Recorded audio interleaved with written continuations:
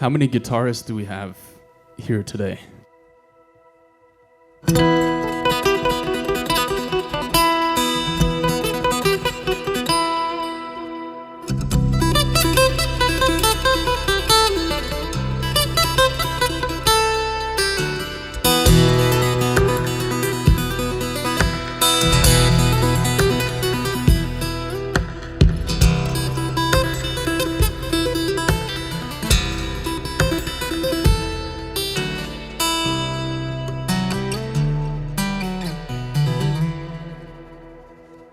I've been playing guitar for the last 17 years, playing across the world, and it's always a nice time to come back to Italy.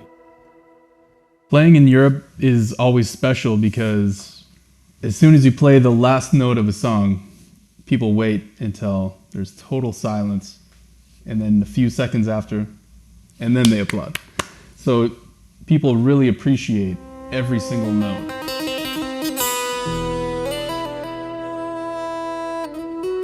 I guess my first concert experience to see a live performance was Eddie Van Halen with my dad when I was 13 years old, and that totally blew my mind what's possible on the electric guitar. Don Ross was my initial inspiration, and then I discovered Antoine Dufour, Andy McKee, Michael Hedges, and bass guitarists like Michael Manring, Jaco Pastorius. When I discovered Don Ross, it was amazing to discover what is possible without a band, just on a acoustic guitar playing solo. So it kind of opened this world to me, and music was always kind of this portal to this other dimension and this other world of joy and expression, all created with your two hands, 10 fingers.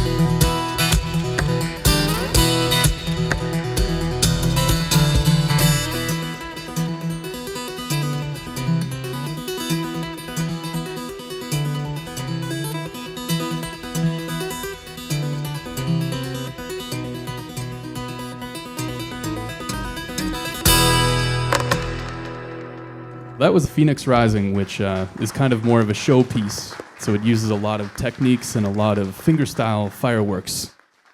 I use a combination of techniques from all those players that I mentioned, and kind of, I don't know if I have my own style. It's kind of, I've just learned different pieces and kind of extracted the technique. And then when I compose music, it's kind of all of those techniques and tools that I've learned kind of go into my composition.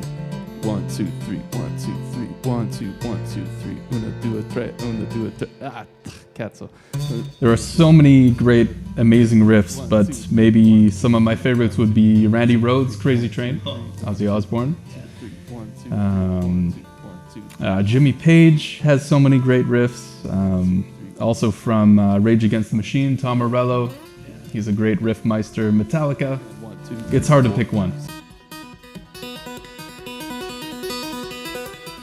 Thunderstruck. It's easy to write a song that's melancholy and moody and a little bit sad. It's hard to write a song that's happy and uplifting because it can be kind of cheesy.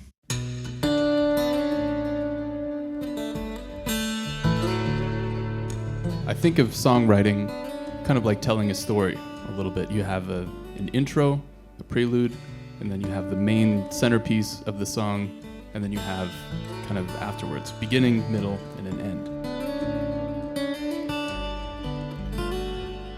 One very important thing about composition, I think, is to always be evolving and to never, you can repeat yourself, but I think to a point you want to have some evolution.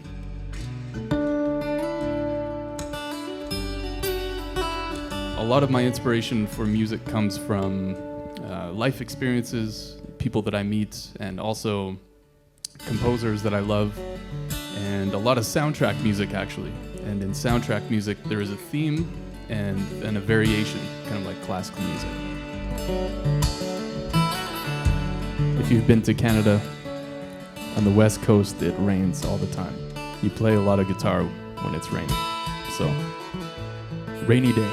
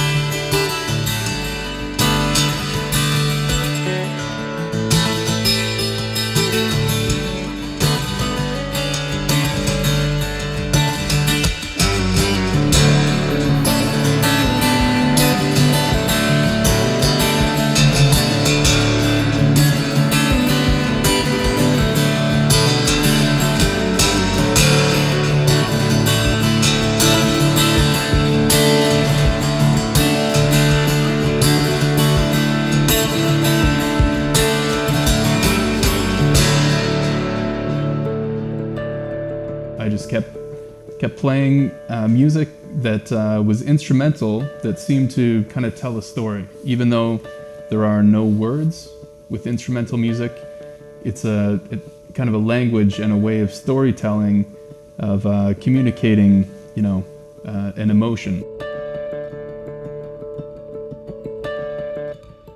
When I think a song is done is when I think I've told that story. It has a beginning, a middle, and end. And a song takes you somewhere. It's not just, one-dimensional. It evolves, and there's other elements that come in. When I've done that properly, then you know that a song is finished.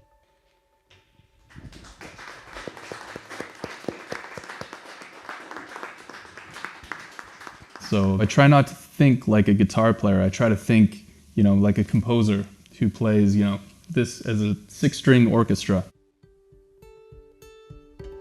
As a solo performer, sometimes you have to be a little bit of a one-man band. I'm not thinking with the instrument, I'm not thinking with my fingers.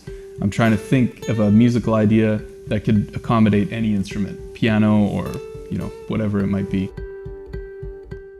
The guitar is kind of a way of translating the music that I hear in my head. And the melody is very important, I think, to lead the harmony and the song structure somewhere in telling a story. So then, what do we add next? So I thought to add a drum part. So I'm really bad at looping. I'll see if I can get it in time. Well, I think it's something simple yet sophisticated, and there's a beauty in that simple complexity that I love. That's the title track from my new album, Sympatheia. I feel like with this song, I've captured an energy that's exciting every time that I play it. I'll show you guys what I add on top of it now. So now the bass line.